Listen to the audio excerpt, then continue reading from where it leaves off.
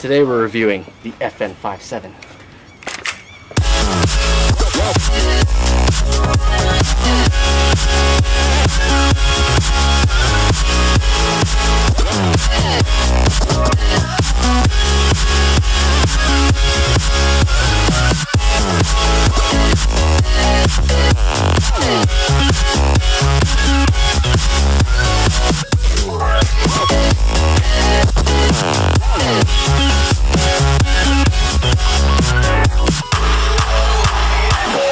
What's different about this one from the previous models is that the innards now actually have CO2 canisters instead of gas, and the innards are more reinforced than the originals.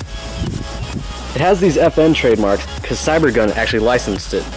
The whole overall material of this gun is polymer. We also have a rail here. You can put your flashlights or laser sights. It's ambidextrous, so you could use either hand for it. The older ones had 280 FPS before, but this right here, it has 340 FPS. This thing uses 12-gram CO2 canisters, and it will last you around 3 to 4 each mag. Alright, this thing can hold its claims 22 rounds, but I recommend you put at least 20 like a real one. Alright, now we're gonna fire test this. Alright, this right here, it's around the common engagement distance for pistols. Let's see how we do.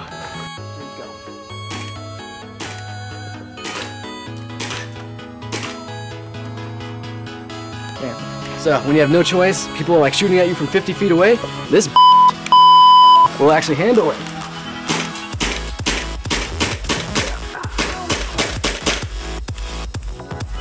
Those balls were pretty small, but for a human-sized target that far away, you'll definitely hit them. There we go. So this pistol has a very good rail here, so it can mount shit like this. So this is one of the many things you can put on this.